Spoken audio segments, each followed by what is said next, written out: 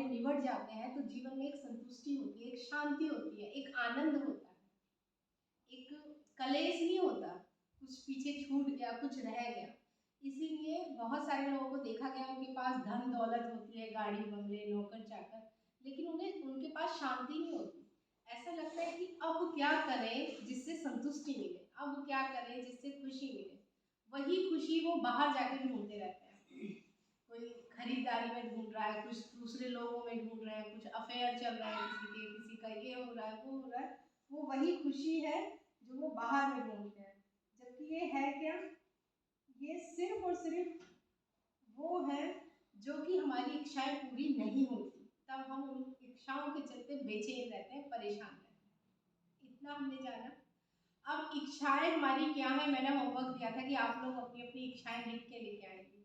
उसके जो आगे का कैसे करना है, उन्हें पूरा करना है या नहीं करना है, ये हम अगले सेशन में बताएंगे, शाम में लास्ट में बताएंगे। इसके आगे चलते हैं। अस्तित्व की हम बात कर रहे थे।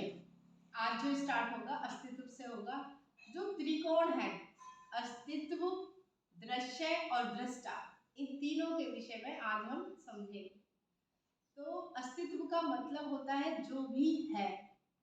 अस्तित्व अस्थि शब्द से बना है, मतलब होनापन, एग्जिस्टेंस, वो है अस्तित्व। इसी अस्तित्व को ही अलग अलग धर्मों में ईश्वर कहते हैं, परमात्मा कहते हैं, इसी को ही संपूर्णता कहते हैं, इसी को ही परम कहते हैं, परमानंद भी इसी को कहा जाता है। तो कहने का अर्थ ये है कि एक है जिसे हम अस्तित्व कहते हैं, उसी के अंदर ही सब कुछ है, जो भी है, जीव जंतु, पेड़ पौधे, तारे, आसमान, चांद, रोशनी, प्रकाश, ज्ञान, अज्ञान, मनुष्य, एक्स वाई जेड, उसी के अंदर है। तो एक जो है ये है अस्तित्व, जिसे हम परमात्मा या ईश्वर भी कहते हैं। अब जैसे मैं हूँ, मैं एक बेटी भी हूँ, और मैं एक माँ भी हूँ, और मैं एक पत्नी भी हूँ। तो क्या अब मैं तीन थोड़ा ही हूँ? तीन तो मैं नहीं हूँ, मैं तो एक ही हूँ। चाहे तो मुझे बेटी के रूप में किसी ने देखा होगा, मुझे किसी ने मुझे पत्नी के रूप में, किसी ने मुझे बहन के रूप में, अब आप लोग मुझे एक व्यास के रूप में देख रहे हैं, है ना?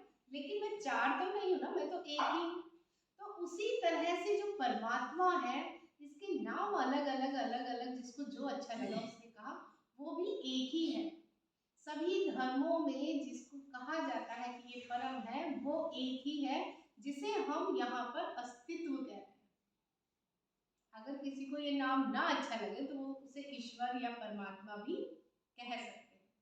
अब वही अस्तित्व दो रूपों में हमें दिखाई देता है। जैसे मैंने कहा ना, मैं बेटी रूप में भी हूँ, मैं माँ रूप में भी हूँ, मैं बहन रूप में भी हूँ, वैसे ही हूँ मैं एक ही, वैसे ही अस्तित्व भी हमें दो रूपों में दिखाई देता है। एक तो वो रूप है जो कि इसका प्रकट है, उसी प्रकट को ही हम दृश्य कहते हैं, उसी प्रकट को ही हम अनुभव कहते हैं। वही माया है, उसे माया के नाम से भी जानते हैं, उसे चित्त के नाम से भी जानते हैं, विज्ञान उसे ऊर्जा के नाम से जानता है, शक्ति के नाम से जानता है, कुछ उसे कुंडलनी कहते हैं। तो देखिए, जो प्रकट रूप है भगवान का, ईश्वर का, जितना भी है, उसे कितने सारे नामों से हम जानते हैं। अब इसमें से जो भी नाम आपको अच्छा लगे आप उसका इस्तेमाल कर लीजिए। चाहे तो उसे शक्ति कह दीजिए, कुंडली कह दीजिए, ऊर्जा कह दीजिए, माया कह दीजिए, मन कह दीजिए, चित्त कह दीजिए, अनुभव कह दीजिए, दृश्य कह दीजिए, कितने नाम है, गति उसी का नाम है, परिवर्तन उसी का नाम है, ये सब उसी एक के नाम है। लेकिन ये ध्यान रखना, ये जो प्रकट रूप है, जो दिखाई दे रहा है, ये जो प्रकट रूप है, जो भी हमारे को दिखाई दे रहा है, ये हम जो इन्हें नाम दे रहे हैं ना, ये हम इसके गुणों के बारे में बता रहे हैं, प्रकट भाग के गुण बता रहे हैं कि ये शक्ति है, इसका मतलब वो बहुत शक्तिशाली है। ये माया है, इसका मतलब वो छलावा भी है, जो है वो दिखा नहीं रहा, जो नहीं है उसे दिखाया जा रहा है।